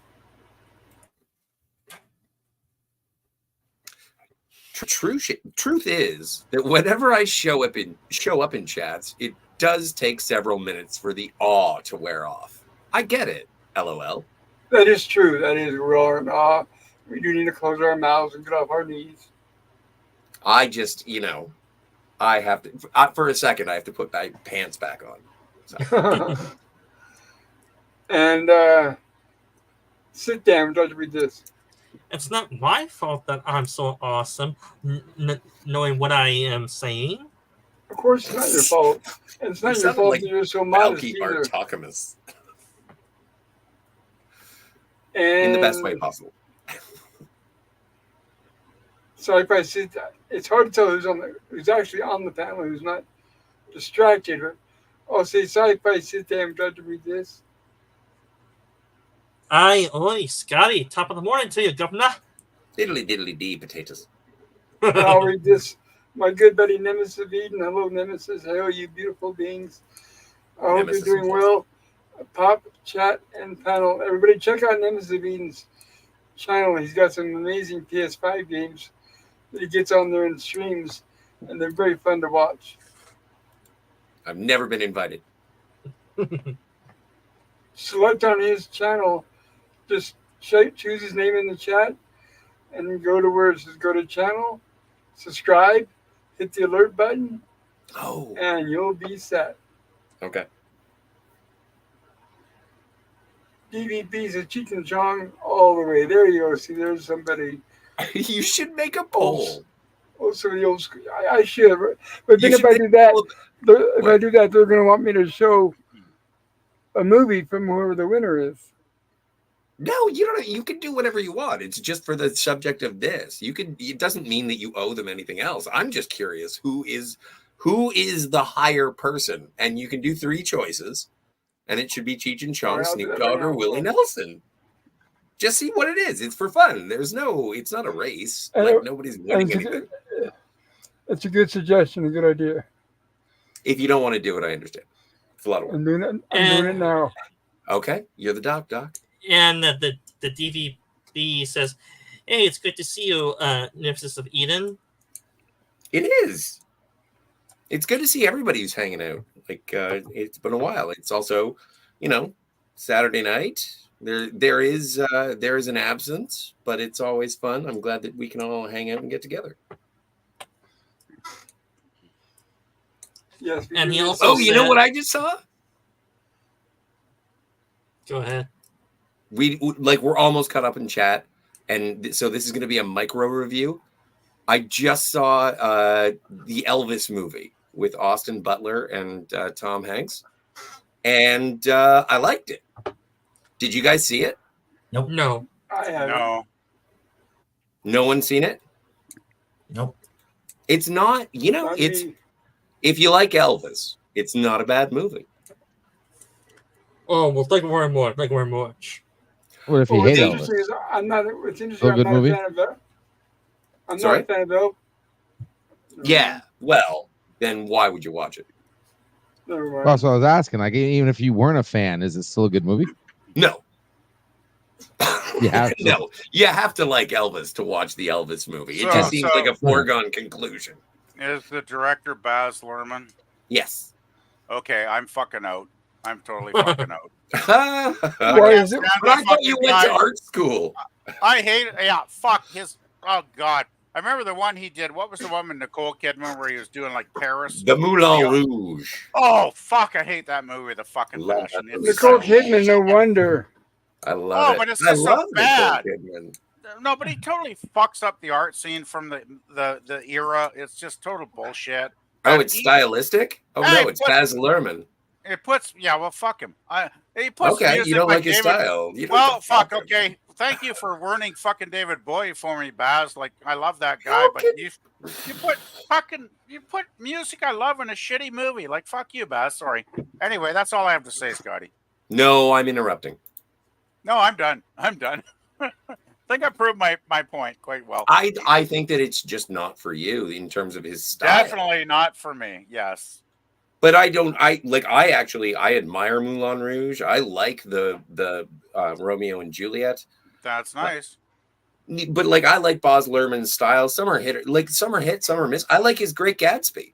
I think his Gatsby is irreverently pagentageous. But it's like I do enjoy that frenetic, stylized visual style. Hello, Nemesis. You can't say stylized style. It doesn't make sense. Hey, Nemesis and Pulsar. I forgot, guys. Nemesis. I forgot. Who's the third? Cheech and Chong 1, Snoop Dogg 2, and who's the third? Willie Willie Nelson. Nelson. Willie Nelson's got to be in there. Like it's a valid argument. So you guys don't mind if I do not include Harold and Kumar? Yeah, I don't That's care. fine. Harold. I Yeah, don't Harold care. and Kumar do not deserve. I saw Not in Willie that Nelson. roster. I saw Willie Nelson in concert, and he was pretty good, actually. Gotta say. Well, he goes back quite a ways. I give him credit to that. I think I saw him about 15 years ago, so he was, still young enough. Damn it, if I could think of one, keep my mind on track. Cheech and Chong, Yes. Dogg, Scooby Doo No, Cheech and Chong, Snoop Dogg, and Willie Nelson. William. Willie and Nelson. Willie. I'm so glad Willie's still alive. It's because this when morphine is kicking in. I'm sorry. It's all good, bro. It's hard to keep my mind on track. Okay, so You're the cool. 3 people I have for the chat for the poll is Cheech and Chong, Willie Nelson. That's one category. All right, yeah, because I refuse to put Harold and Kumar. I don't even consider them a thing at all. You're the one who brought up Harold and Kumar. No one cares about Harold and Kumar. I especially hate both of the actors. Really? Oh, God, yes. I don't know if I hate the actors, but Yeah, I wouldn't say show up hate, even, but I do. And anything that shows up even separate from the movie, I hate. That last one that was in the Ghostbusters movie, hated it. God, I hated him in that movie. But no, well, who? He was in the new Ghostbusters. He was Harold or Kumar, one of them. I don't know. Nope. Oh, Not true. You're thinking of the dude from the Eternals pop. Yeah. That sorry. could be right. That could be Kumail right. Nanjiani, not Okay. what is The Rise of Taj? What is his name? He was on For, House. for all those of you guys who are listening in the chat, refresh your screen so you'll get the poll, and then Okay. vote I the got it. poll. Let us know what you think. Oh man, you know what? No, I'm going true to my heart. And by the way, this poll means nothing. I'm not going to show. No. It's not that I don't like them, but I just don't have a platform to show up in smoke on. I have my horror sci-fi, Lost in Space, Yeah. Gilligan's Island, but I would love to do me a watch party of Up in Smoke. I should do it just as a one-off. And I don't know if Snoop Dogg ever made any movies or not. Well, it's also like when you do a stoned show, you invite not only stoned audience but also stoned panelists. Yeah. I remember hearing. No, it's rad. I love it. I do it all the time. But I'm doing it right now. Oh yeah. Well, Let's not lie. if Snoop Dogg is the African American rapper I'm thinking of, then yeah, he's been in a few movies as a cameo. I think he has been. They were all in Half Baked. Yeah. Yeah, you know what? Another reason why I didn't like him is because he's known for not showing up at his venues, because he'll sell out concert venues and then just not show up because he says he's too high. And so who the fuck would be a fan of someone like that? I was a friend with a woman who was the biggest Snoop Dogg fan in the entire world, and because she really enjoyed marijuana, and so she went to one of his shows, and she said it was the worst show that she has ever been to because he was an hour late, and then when he showed up on stage, he didn't like stand up or anything. There was like a wingback chair on stage. And he sat down and he smoked weed and basically mumbled. But they were and this would have been in 2005, so like more in his heyday. And so yeah, no, I've heard the tale. My heart wasn't broken by Snoop Dogg. I still think he's a silly pothead. I'm not angry at him. I'm not surprised. What an ego! Didn't get off his ass. My favorite Snoop Dogg performance is when he does the rap bridge in Katy Perry's California Girls. Is that like Take Off on the Beach Boys? Okay, so if you don't know what you're talking, I don't know what I'm not going to post the video. I know what you're talking about, Scotty. I hope that's not anything to do with the Beach Boys, but I went to the BC Lions football game two weeks ago today, and they had 50 Cent as the opening concert for like an hour because they sold out 50,000 tickets. They usually get about half that, but they got 50,000 paying customers that day because of him doing an hour show before the game. And my friend and I sat outside for most of it because we were waiting for a third buddy to show up, and he was like an hour late, like he always is, which was fine because it was a nice sunny day. And then we went in towards, the end of the musical portion of the entertainment. And, while they were like, going to the washroom, I sat out and, watched the big screen in the hallway of him doing his performance for like the last 10 or 15 minutes. And I got to say, I was very much not impressed by any of it. It was just like repetitious, boring. He didn't do much at all. He hardly moved. There was like 4 chicks around him, twerking their butts, constantly. And I was like, well, there's entertainment. And then he had a couple other dudes come out around him, doing their motions with the arm movements and all that. You can kind of picture this shit, right? And he was basically static the whole time and boring as hell. Yeah, I don't think we need Einstein to figure it out. Yeah, I was just like, not for me. Glad all the thousands of folks that are loving it, but not my kind of thing. Okay, I guess we're going to be wrapping this up shortly tonight. So it's going to be an early one. Let me make sure I touch up on all the chats. PvP, would you like to read this? So I just finished watching Iron Man for the first time. ever right before I got here. Okay. Oh, Trip! I'm so curious. So curious. That's what DVB said, by the way. Yes. Interesting. And Names of Eden, got to read this. Yeah, sure. It's great to see you too, DDB. Oh, wow, Yes. very cool. Scotty, would you like to read this one? Trip says, it was surprisingly good. I enjoyed it overall. Why Huzzah! I'm confused. Why are you calling this person Trip? DVB, I apologize. I will going forward, I will call this person DVB. You But can call him whatever you before, want. in I a don't previous care. life, he You can call was... him- oh, It's a nickname that I have for him, the same way that I call her yeah, you can call him whatever Flyboy. you want. That's fine. I wasn't sure. It but is now that I am, confusing to the viewers. You can call him whatever you want. That's Okay. fine. Sorry. You still call him late for dinner. Well, the only reason why I was waiting for it. I wasn't going to the do reason it. why I do it is because there's people that are listening to the stream that can't actually visually see it. Right. So if you don't say a name that's actually not on there, they're not going to know who you're talking about. You're absolutely correct. I apologize. And PvP, would you like to read this? Sure. Nemesis of Eden said, next up, Tetsuo, the Iron Man at DVB. Oh, yeah, that's something nice to get into.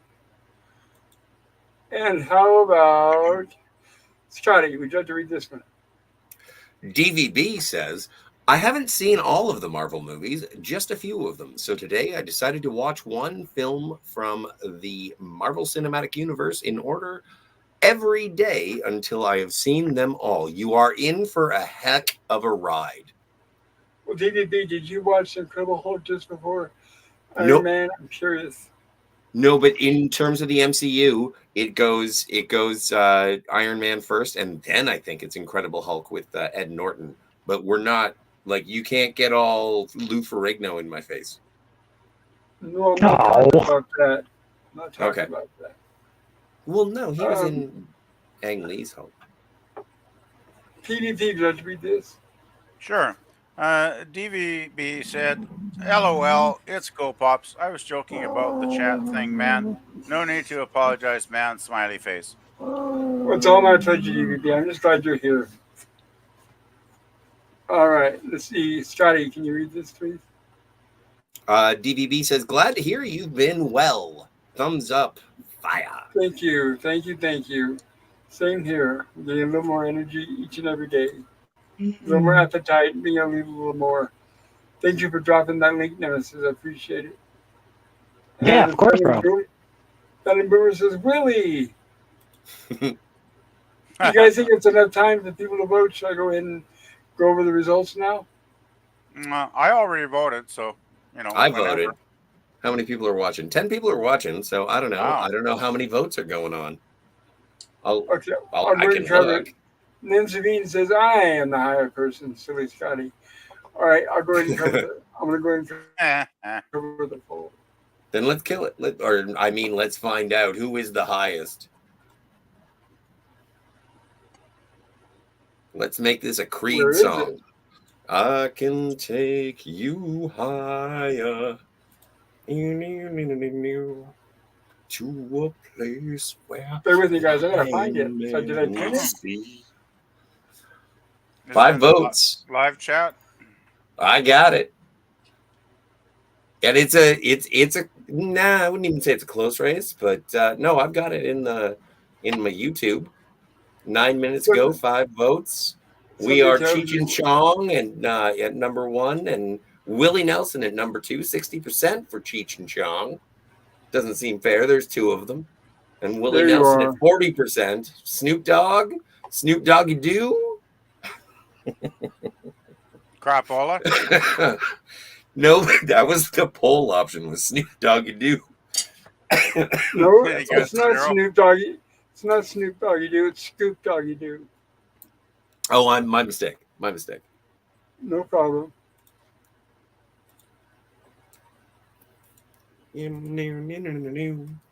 To a place where blind men. There it is. And thank you, Scotty. Yes. Looks like we got 5 votes. Well, that means we got 5 people who get high, so or who have gotten high in the past. So this is one way of outing you guys without telling you. Who is the OG? Cheech and Chong 60%, Willie Nelson 40, Scoop Doggy Doo 0%. I hope that wasn't swayed by what I said, but I do agree with what the people in the chat say. Oh, you know what? Jay and Silent Bob should have been on there. Yeah, but they're not even close to anyone else. Yeah, no, I know. But like, and even me, like, I'm the huge Jay and Silent Bob fan. I don't think it compares to Cheech and Cheech. Like, Jay and Silent Bob are low rent Cheech and Chong, and not Willie Nelson. And yeah, they wish they could smoke with Snoop Dogg. So no, Jay and Silent Bob. They're better than Harold and Kumar. I mean, I'd say Trailer Park Boys are better than anyone else if we're gonna do any of those guys. You know what? I'm a poor Canadian. I fucking hate the Trailer Park Boys. Scotty, it's okay. Scotty. We got to get you deported one of these days, man. Come on. Hopefully to America, because that's the best country on planet Earth. I'd be willing to, vote for that. Just saying. Yeah, but here's the real question: Do we down here even want them? Yeah, that's a good question, guys. Well, you guys will have to suffer, but you took Bieber. Our gain will be your loss. Should I put it that way?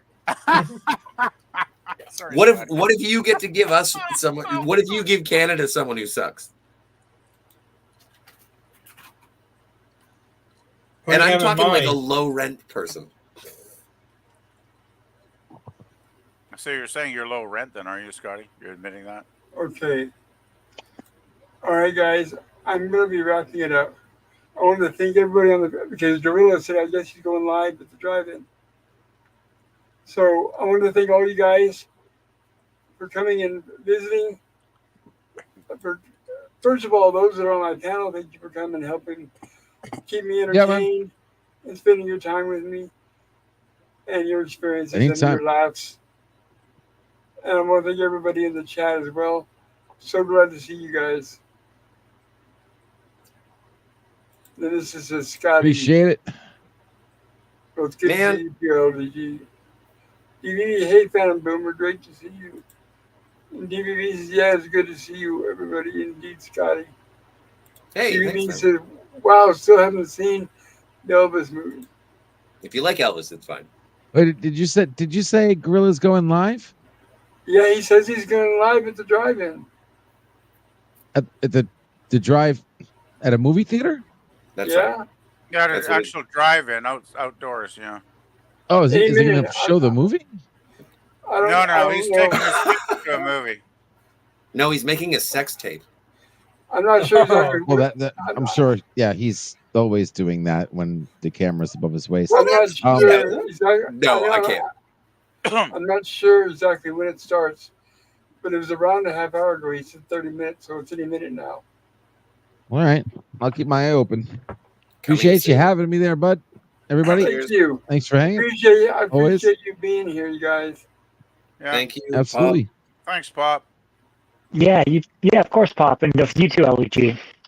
Yeah, Dan, entertaining. Daniel's Hot Topics. Nice seeing all you guys. PvP and Nemesis Thanks a lot. Scotty. It was good time as always, guys. Sorry we're cutting it early. You guys have a nice night. Stay warm and peace. Good night.